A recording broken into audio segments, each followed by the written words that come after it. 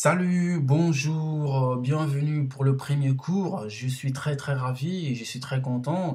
Et en fait, ici, on distingue deux modèles colorimétrie, à savoir le modèle colorimétrie RVB qui se trouve à ta gauche et le modèle colorimétrie CMJN qui se trouve à ta droite. Il faut savoir que les couleurs sont liées à la lumière. S'il n'y a pas de lumière, il n'y a pas de couleur. Et bien sûr, l'œil humain est sensible à la lumière. Si on regarde bien, la couleur n'a pas d'existence matérielle. C'est simplement le fruit de l'interprétation de notre œil par rapport à la réflexion des différents matériaux qui se trouvent autour de nous. Et il faut savoir que ces matériaux sont faits de différentes molécules et de fait reflètent différemment les longueurs d'onde de la lumière. Ici, à ta gauche, nous avons le modèle colorimétrie RVB, donc le rouge, le bleu, le vert qui sont des couleurs primaires, bien sûr, des couleurs primaires. Ici, nous avons ici le jaune, le magenta et le cyan qui sont des couleurs secondaires. Il faut savoir que le modèle colorimétrie RVB dit additif, en fait, c'est des couleurs qu'on rassemble pour créer une autre couleur, tout simplement. Donc, essayer de les voir comme par exemple des projecteurs. Voilà, des projecteurs. Donc, si vous projetez de la lumière rouge, bleue, verte, on obtient ici une couleur blanche. Donc, il faut savoir que c'est pas facile d'obtenir une couleur pure.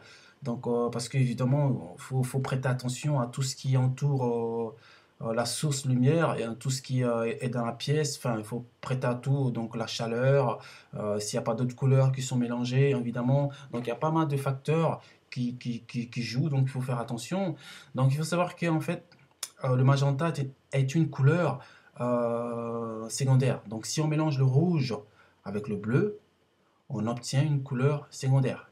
Si on mélange le bleu avec une couleur verte, on obtient une couleur secondaire cyan. Si on mélange le rouge avec une couleur verte, on obtient une couleur secondaire jaune. Donc, le jaune, magenta et le cyan, qui sont des couleurs secondaires, on peut les distinguer également ici dans le modèle colorimétrie CMJN qui se trouve à ta droite. Vous avez ici le magenta, le cyan et le jaune qui sont des couleurs primaires. Et ici, le rouge, le bleu et le vert qui sont des couleurs, la couleur verte qui sont des couleurs secondaires. Il faut savoir que le modèle CMJN dit couleur soustrative, ça veut dire on va rassembler des couleurs et soustraire de la couleur, tout simplement. Donc, si on mélange le magenta avec le cyan, on obtient une couleur bleue. Donc, si on mélange le cyan avec le jaune, on obtient une couleur assez verte. Si on mélange le magenta avec le jaune, on obtient de la couleur rouge, tout simplement. En fait, le noir ici, c'est tout un ensemble, enfin, c'est une soustraction de pas mal de choses, mais en fait, on obtient pas le noir en fait. En fait, c'est pas du pur noir, tout simplement. C'est pas du pur noir. Il faut savoir que toutes ces couleurs demandent une certaine rigueur, évidemment. Donc voilà, c'est à vous de travailler, de prendre le temps, de maîtriser les couleurs, chaque couleur. C'est assez cool de, de se dire, ben voilà, on connaît quand même comment les couleurs interagissent entre elles. C'est pas mal à savoir, c'est assez intéressant. Donc ici, comme je le dis, nous avons ici à ta gauche le modèle colorimétrie RVB, en fait, qui est un thème français, donc le rouge, bleu et le vert. Et aussi ici à ta droite, le modèle CMJN, le magenta, le cyan, le jaune qui sont de couleurs primaires. Si on mélange ici, nous avons une couleur secondaire, le bleu, le rouge ici une couleur. Si on mélange le magenta avec le jaune, le cyan avec le jaune, nous avons une couleur verte ici, donc la couleur secondaire. Si on mélange le bleu avec le vert, la couleur verte, nous avons une couleur secondaire qui est le cyan. Si on mélange le rouge avec le vert, nous avons une couleur secondaire qui est le jaune. À côté des couleurs primaires, secondaires, on distingue des couleurs complémentaires. La couleur complémentaire par rapport à une couleur secondaire correspond simplement à une troisième couleur primaire. Par exemple, La couleur complémentaire de la couleur jaune, qui est une couleur secondaire, sera le bleu. Un autre exemple. La couleur complémentaire de la couleur cyan, qui est une couleur secondaire, ça sera le rouge. Donc, la couleur complémentaire de la couleur magenta, qui est une couleur secondaire, ça sera le vert.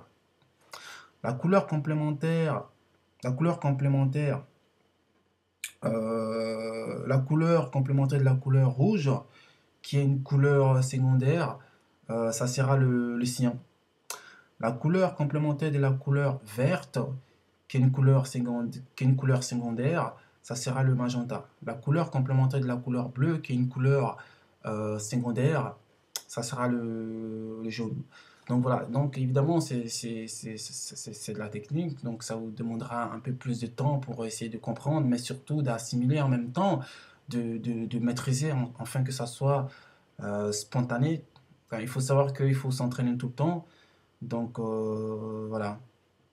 Il faut quand même s'entraîner tout le temps, essayer de comprendre, essayer de faire des tests, de chipoter, voilà, essayer d'apprendre en même temps. Donc j'espère que vraiment cette partie vous a été très très utile. On va essayer directement d'enchaîner avec une autre couleur, avec une autre photo, pour vous montrer un peu une autre manière de voir les couleurs. Il faut savoir que ici, par exemple, si je clique ici, tac, ici, donc voilà. On a ici le sélecteur de couleurs, donc couleur de premier plan. Il faut savoir que le L ici, c'est une couleur, c'est la luminosité. Donc ici, donc on parle de la lumière, côté fin du noir. Donc on passe du plus au moins. Donc du moins au plus. Par exemple, comme ici, du plus au moins. Donc on passe du rouge au vert. Par exemple ici, le moins B, donc on passe du bleu au plus B, donc on passe du jaune. Donc vous pouvez voir tous ces axes, donc ces axes qui sont représentés ici, donc la luminosité. Donc on a le A, l'axe A, donc on passe du rouge, on passe du plus A rouge au moins A vert. Donc nous avons le bleu, donc on passe de l'axe jaune plus B au moins B bleu. Donc voilà, ici je bouge évidemment ici, donc je vais un peu dans tous les sens. On remarque évidemment que les couleurs changent au fur et à mesure. Donc plus je bouge et évidemment les couleurs changent. Il faut donc par exemple je vais dans la luminosité. Donc la luminosité, donc on constate également que la luminosité ici est de 100. D'accord? Et je descends. Et plus je descends, on constate également que la luminosité change. Donc on passe de la luminosité donc au moins, donc au noir. Donc on descend, plus on descend, et plus on descend, et plus on descend, on se rapproche du noir, tout simplement. Donc plus on descend, la luminosité, et plus on descend, et on part directement au zéro. On peut également bouger, on reste toujours au zéro, on peut également, vous voyez, de côté, donc on part du noir au fur et à mesure, du gris, il y a un peu de lumière, un peu de luminosité, vraiment une forte lumière, et on va complètement dans le blanc. Donc voilà, c'est une autre manière de voir les couleurs, et nous allons directement enchaîner avec la gamme chromatique ici. Donc vous pouvez constater également ici dans édition, on va essayer de voir les paramètres de couleurs. Ici, donc paramètres de couleurs, on peut remarquer ici aussi le RVB, le CMJN. Il faut savoir que chaque fois que vous touchez un modèle, vous avez directement la description de ce que vous faites ici. Donc ce qui est pas mal à savoir, donc prenez le temps aussi de lire, ce qui est intéressant. Donc RVB, donc CMJN, vous avez ici quand même pas mal de palettes de modèles que vous pouvez choisir. Bien sûr, ici qui représente quand même le côté européen. Donc voilà. Bon, j'ai choisi ça, tout simplement. Donc Adobe RGB, donc je fais OK. Donc ici, on va essayer de voir les couleurs non imprimables. Donc on essaie de mettre ici couleur non imprimable. Donc dans affichage, couleur non imprimable. Et ensuite, vous voyez directement on a perdu quand même pas mal de couches de couleurs. Donc, ce qui n'est pas intéressant. Donc, voilà, on va directement dans personnaliser. Donc, boum, personnaliser. Donc, nous sommes dans espace de travail CMJN. Donc, vous voyez, donc, supposons que je mets dans Adobe RGB. On peut remarquer également ici que Adobe RGB, on récupère quand même un peu de la couleur.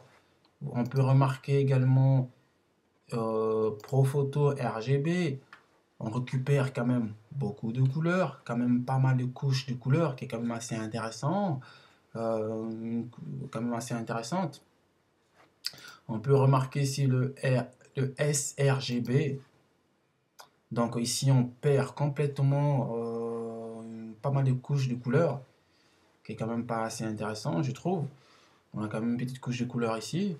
Donc en tout cas moi je, je jongle entre le Adobe RGB et le Profoto. On arrive quand même à prendre quand même assez de couleurs. Donc on a quand même très peu de couleurs perdues ici. Donc voilà, c'est quand même, en tout cas c'est mieux. C'est mieux ça que de perdre en tout cas beaucoup de couleurs, beaucoup de couches de couleurs. Donc c'est pas vraiment intéressant. Vous avez également, comme je dis, le Adobe RGB qui est quand même, oui, on récupère quand même un tout petit peu. Donc voilà, vous pouvez prendre Profoto ou Adobe RGB. Donc c'est comme vous le sentez. Donc voilà. Maintenant, nous allons évidemment essayer d'être d'être nous allons essayer de arrêter le coup pour l'instant, pour ici. Pourquoi? Parce que tout simplement, ben, la colorimétrie, il y a quand même pas beaucoup de choses à dire et j'ai vraiment pas envie que la vidéo soit assez longue pour que ça soit lourd pour vous à suivre. Donc, oui, il y a beaucoup de choses. J'essaie vraiment d'être simple et d'être bref et de prendre les informations vraiment qui sont vraiment intéressante qui peut vous être très utile dans les médias. Et donc, il y a beaucoup de choses à dire, croyez-moi. Mais voilà, j'espère que j'ai été vraiment le plus simple et compréhensible. Donc, excusez-moi si parfois je me suis peut-être mâché un peu sur les mots. Mais voilà. Et essayer d'être indulgent, c'est mon premier cours. Donc, je vais vraiment essayer d'évoluer et d'être encore plus efficace dans les jours à venir parce qu'il y aura d'autres cours, bien sûr. Donc, on va voir Bridge, on va voir la retouche photo sur Photoshop. On va voir un peu des techniques de photo, comment réparer l'œil, par exemple, comment vieillir quelqu'un, enfin, des techniques que vous allez comprendre. C'est cool. Et je vais vous donner tout ça. C'est gratuit. Donc, bien sûr, j'espère vraiment que ces cours vous ont été très très utiles. En tout cas, j'en serais très ravi. Et si c'est le cas, ben, j'en suis content. Donc, n'hésitez pas à aimer, à partager, à liker la page et à la commenter, bien sûr, à en informer à ceux à qui ça pourrait intéresser. Je vous souhaite une bonne soirée ou une bonne journée. Tout dépend à quel moment de la journée vous regardez la vidéo. Donc, voilà. En tout cas, merci. Et on s'est dit à bientôt. Ah oui, une dernière chose, excusez-moi, vous vous demandez bien sûr à quel moment on peut utiliser le RVB, le modèle colorimétrie ou le CMJN, le couleur colorimétrie. À quel moment on peut utiliser le RVB ou le CMJN? Ben, en fait, le RVB est utilisé en fait sur vos écrans de moniteur, scanner et les vidéos numériques. Donc il faut savoir que c'est mieux, par exemple, si vous voulez utiliser un modèle colorimétrique sur écran, je vous conseille d'utiliser RVB ou sRGB et non votre modèle de votre écran. Donc Windows RVB ou Apple RVB ou je ne sais quoi. Donc je vous conseille vraiment euh, Adobe, enfin je vous conseille RVB tout simplement. Par exemple, maintenant, CMJN, ben, on peut l'utiliser pour la retouche photo, pour l'impression, enfin pour pas mal de choses. Il faut savoir que évidemment, tout dépend évidemment de votre périphérique de sortie et dans quelle utilité iront vos travaux. Donc voilà, tout dépend de ça. Donc voilà, c'était juste la dernière info que je voulais vous dire. Donc voilà, en tout cas, merci. On se dit à bientôt pour la prochaine vidéo.